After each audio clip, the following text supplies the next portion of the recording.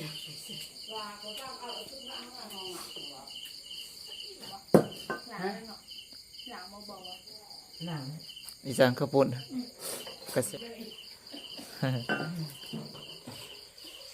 อ๋อปลาพี่หน่อยน้ำปลาพี่หน่อยกิ้วเลยหลวน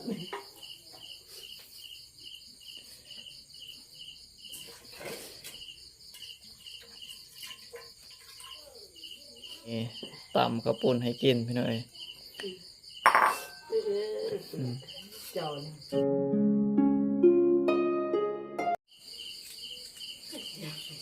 ว่าเขาต้องเอาชุดนั้นมานอนหนักหรอจุดอะไรหรอกพี่ถูกต้องให้ไปจับเอาไปขึ้นกะมาเลยมาเปลี่ยนพี่น้อยตอนนี้กำลังสิได้เฮ็ดอยู่เฮ็ดกินพี่น้อยสิได้เฮ็ดตำข้าวปุ้นเนาะมาเบิ่งน้ำกันพี่น้อยพี่อันนี้แม่นอีสังมากนัดพี่น้อยพี่ว่าพี่น้อยปาดออกมาเป็นคือดอกไม้พี่น้อยเป็นคือดอกจำปาได้พี่น้อยพี่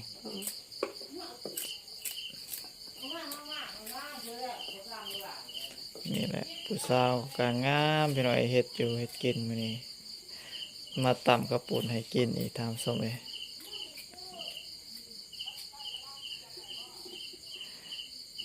มาลุ้นเบิ่งพี่น้อย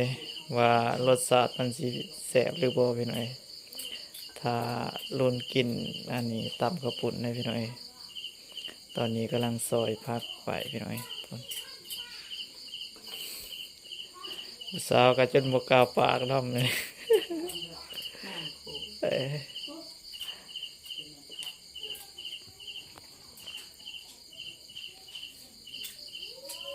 พี่น้องมาลุ้นเบิ่งตอนตำพี่น้อยนี่สร้างนี่ซาลาพี่น้อยปนสร้างสิตำมาอันนี้มะเขือทำส้มไป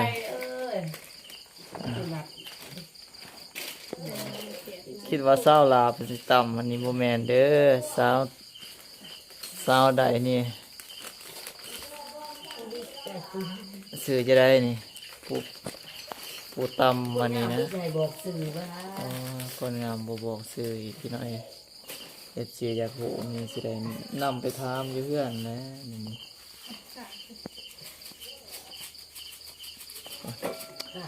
เสียบๆกับพี่น้อยพี่ใส่ผงชูรสพี่น้อยใส่ลายเสียบลายพี่น้อยใส่หน่อยเสียบหน่อยครับมีผักเทียมอีกทางส้มเฮ้ยยังเป็นบาดเจ็บสิ่งนี้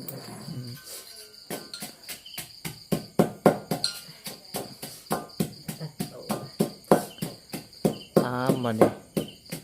ล้างบ่เขาปวดล้างบ่ล้างเนาะ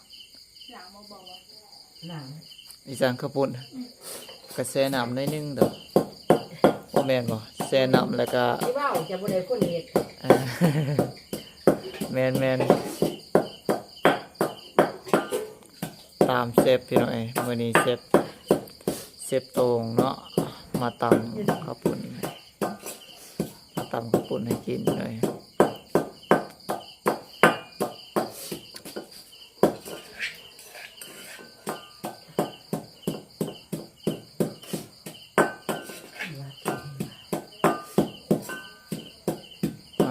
แซ่บน้ำกันเด้อพี่น้อง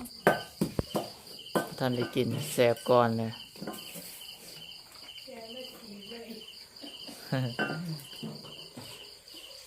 อ๋อปลาพี่น้อยน้ำปลาน้ำปลาหรือว่าน้ำปลาแดงตามสมัยก่อนป้าเสียดายบ่ปิ้นหน้าให้เบิ่งนะอันนี้ปิ้นทั้งข้างให้เบิ่งพี่น้อยพี่มี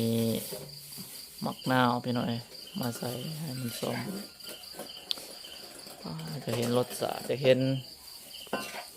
สีสันมันจะเป็นจะได้แมวใจหายเลยพี่น้อยพี่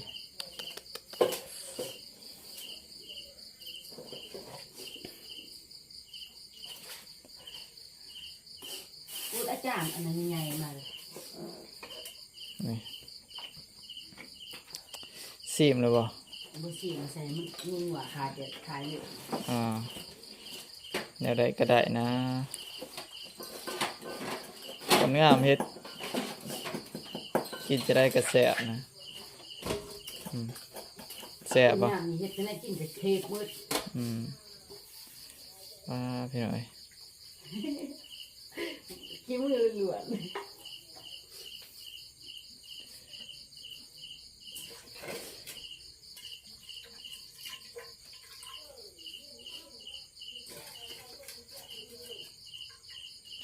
ตำข้าวปุ้นพี่หน่อยมา บ่เป็นเหนียวจะดีจะโขน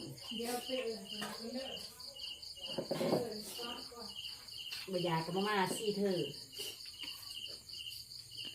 เอาผักมาใส่วันนี้โคกหน่อยลายเนาะผักจนเรือจนล้นวันนี้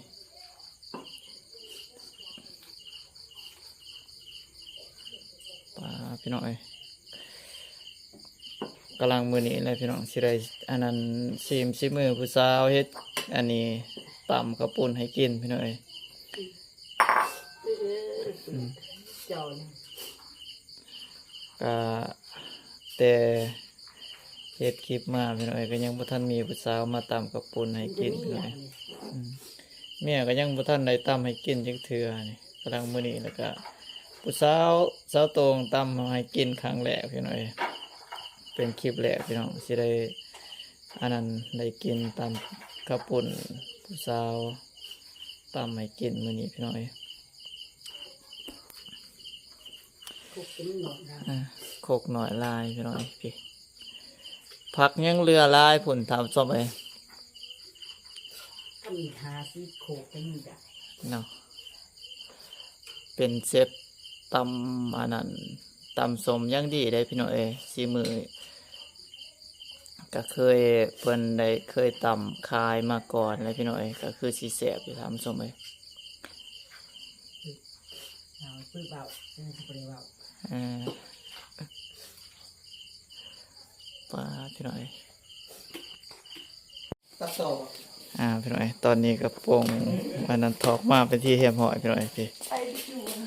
พี่น้องคน ร่วงสิอยู่เกี่ยวมันเกี่ยวมันใส่พุ่นไม่ถูกหลัง พึ่ง บุถนัดไม่ถูก เอามือเศร้าเอาโลด เนอะเดี๋ยว อันนี้เห็นบ่ติอ่ะโอ้ยจะกินหมดโอ้ยว้า ต้มเสียนมานะ ทานสูงมีว่ะ มึงนับสายมันนับโตมึงนับยังไงเพราะไปซื้อเมนโอ้ปัญญากินผู้เดียวหมดเวลาที่ไหนกินสิเพื่อนกินจะเปลี่ยนใจนะเขาอยู่ด้วยนี่มีเคยไหมเคยเป็นเด็กเวลาคนละคุกเขาอยู่หอมจะบอกอาบน้ำเดือน นี่นะบ่เผ็ดเจ้าเผ็ดเจ้ามีรสชาติเผ็ด มันลีนของพ่อลีน เผ็ดจนมี ก็ไม่กูจะกินบ่เผ็ดก็ไม่กูจะกินเผ็ดบ่มีเขาในลีนเขาบ่ชีบ่แสบไปสั่งบ่จิ้วบ่จ่าวอีสังสั่งกินไปตำบักพริกใส่ที่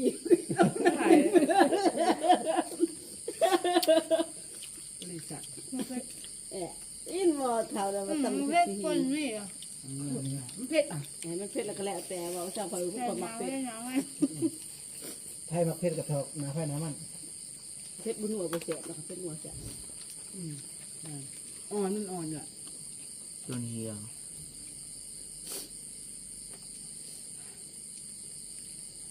ขั้นตอนว่าไปสมังงานแบบ น้ำมันจะคล้องอ่ะ เข้าใจหรอน้ำ เป็ มัน น กอง เทียม น้ำเลย น้ำมันจะคล้อง นี่บ่โหระพาหักมันอยากบดบูดเลย สาบายอยู่เก็บมัน นั่นเลยเห็นบ่นี่มันกูดติด น้ำคุณ มันบ่เกี่ยงเลยเดินเข้าปลูกเกลือ แต่น้ำ